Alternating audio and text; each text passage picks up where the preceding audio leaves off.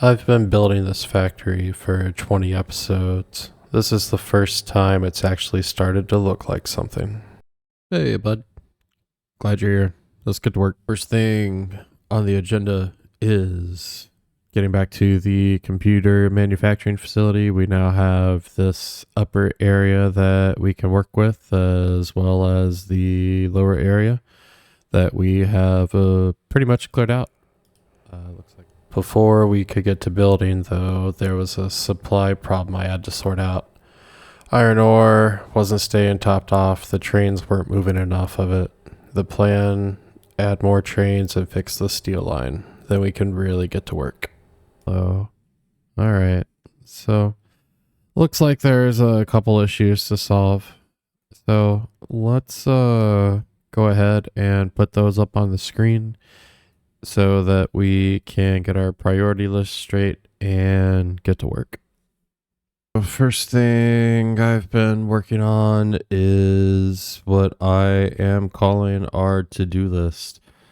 Of course, we could just have this over in the top of the screen. I could probably transpose what is off screen for you onto a top corner or something, but I thought this might be a bit more interesting to do. So we are going to try and make this kind of our to-do billboard almost. I am turning all of this into a just a big tower. I've only got the two sides completed so far, but yeah, we're just gonna cyberpunk it out and we will continue all the way down. I also have our little purple slug here enclosed and encased, so it can be taken into the freight platform. So I think once we are done with this, we're going to add a second train to the brown line.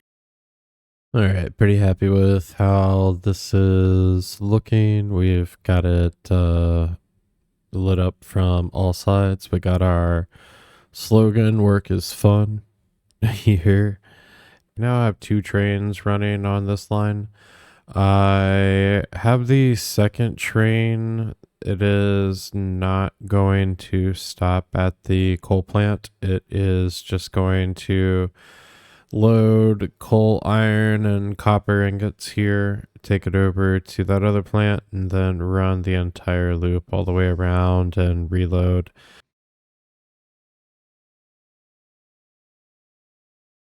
Well, I guess we just had a learning experience. That is quite the collision. Well, that's okay. We're learning. The whole point of this was to figure this game out on my own. I think I see sparks, but it would be stopping to come in here anyway.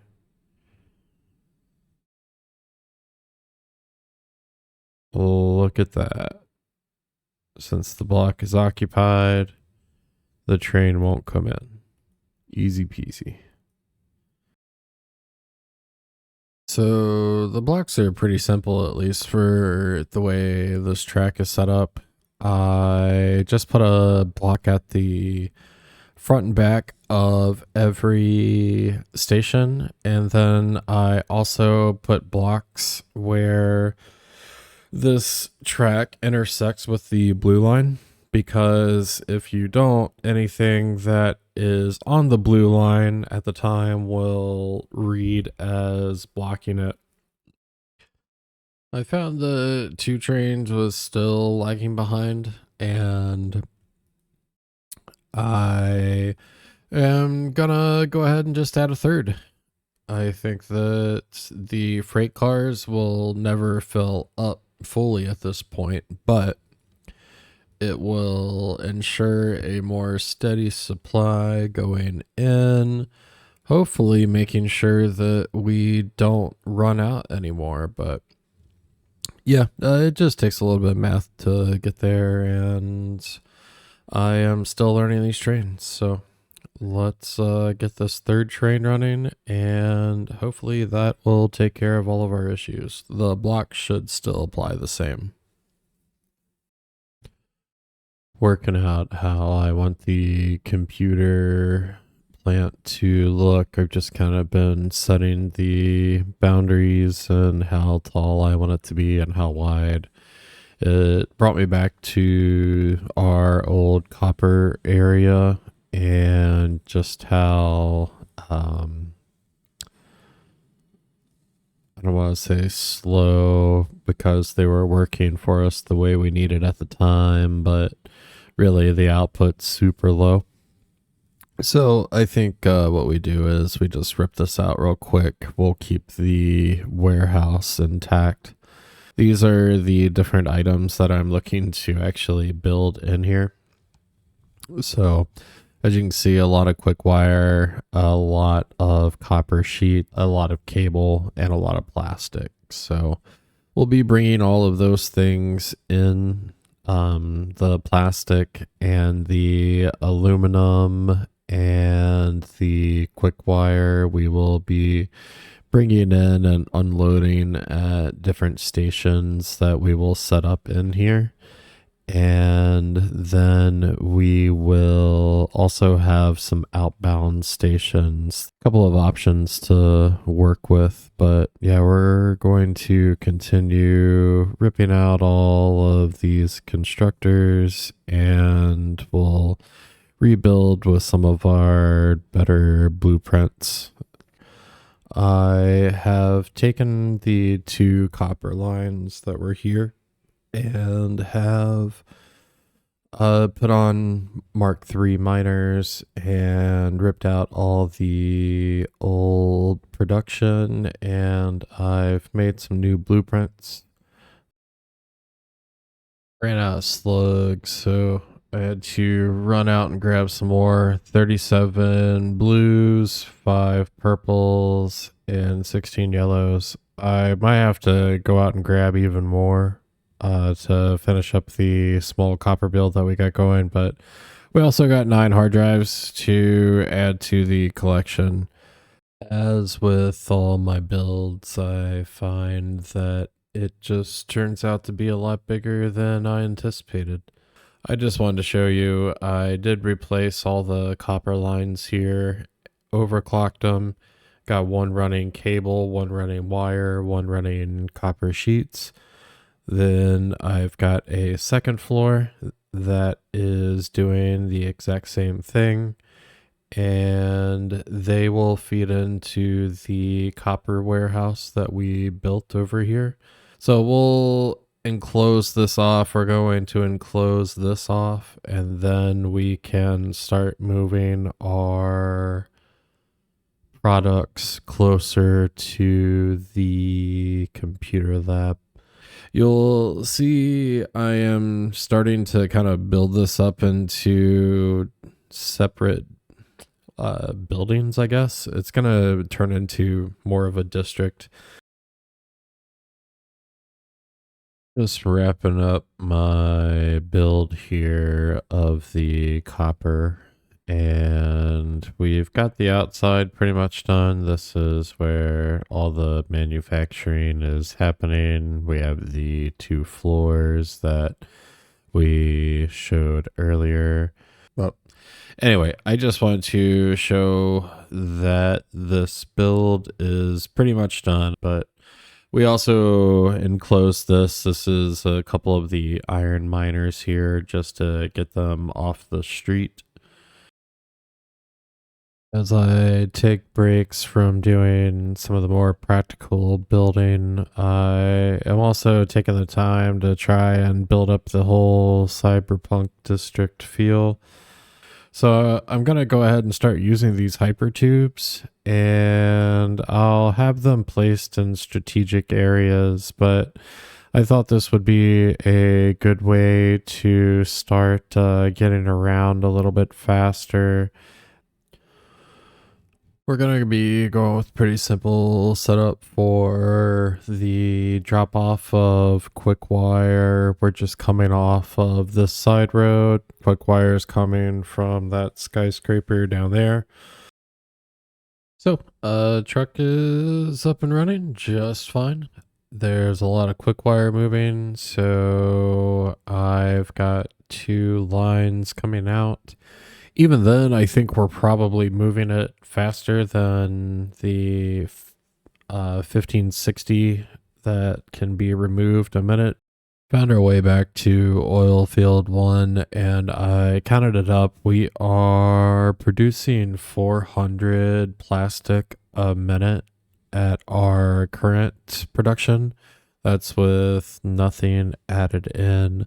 I'll see how that maths out for us, but I feel like 400 a minute should still be more than enough. I think what I'm actually going to do is just delete these. So I'm going to delete the truck path. I'm going to write a new one using the mechanics from 1.2. And I will see you once I have that completed. Something I've learned as I am trying to create new tracks and clean up old ones is that all the old tracks will stack on top of themselves. I'm assuming this is probably why they added in the the universal vehicle path that should allow either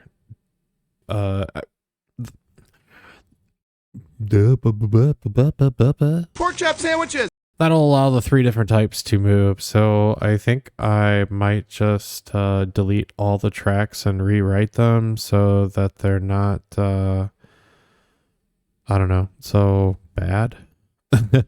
As you can see, I didn't exactly drive straight as I was doing the autopilot for these. It's not vital. It's not. And it wasn't even on the list, but I think it's going to be important. So I think I'm going to end up deleting all these tracks. I will put down universal track here on the highway, and then I will make individual type tracks that break off. But let me see if I can get this cleaned up. We have now erased all of the old pathing that was there. So now we are going to put down universal vehicle paths. Now that I've got all the routes set down, we should be able to turn this truck on. Working on the next line here for circuit boards, and I've come to understand that the silicon circuit board is going to output far better than the other 2. And honestly, the input for that is not bad. So now we got a new challenge to solve.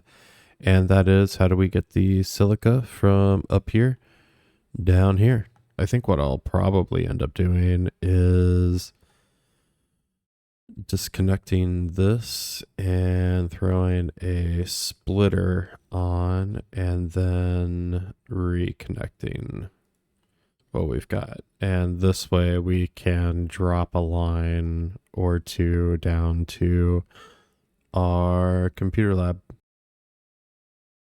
Now that we're kicking out 50 circuit boards a minute, we are going to move on to our next thing, which is going to be the heat sinks. There are 2 heatsink recipes that I have access to. I think I'm just going to go with the standard one of the sheets plus the all clad plating, I think it's called.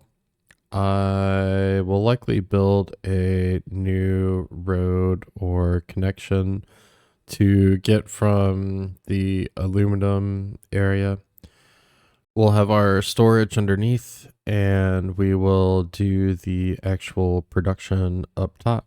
But that'll bring us one step closer to finishing. So we got another line up now. We've got the all CAD sheets. We've got street lining them. I've gone ahead and set up the vehicle path. We just need to put a truck on it.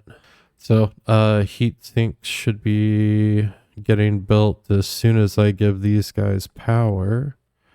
We got our aluminum flowing, so we are now making heat sinks onto our final things that we wanted to make before we closed out the episode.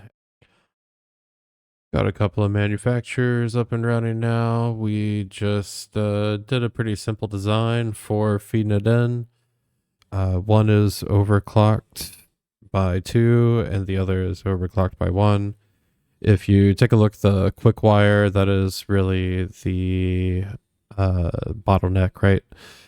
So 315 there and 420 puts us at 735 out of 780 total per minute that we can move.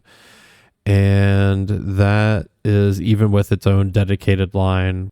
This puts us one step closer to achieving our goal of getting the line started. We will adjust and build as needed, but this is going to be our final build for this episode, is going to be computers. So another pretty simple one. We already have the lines for all of these. And just as easily as the high-speed connectors, we now have computers cooking. I think as a quick little bonus here, since we have so much space, and I do plan on doing some more of the other higher technical build things here, such as radio control units and supercomputers, which this is what we are going to wrap off the episode with. All right, we got all our lines set up now. We've got the math worked out. It really was quite simple for the supercomputers. The high-speed connectors, the 5.625, that is the default of what comes out, so no biggie there. We need 15 computers a minute for the two, so in order to reach that, I decided to spend some SummerSloop and double the output of this computer manufacturer. So nice to have these lines back up and running. So I did say that I would show you the district as it stands right now. This is the copper manufacturing building. You can see we've got the two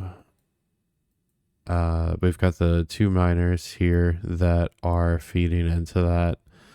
There's another one that is deep that way, and we just have a belt feeding in.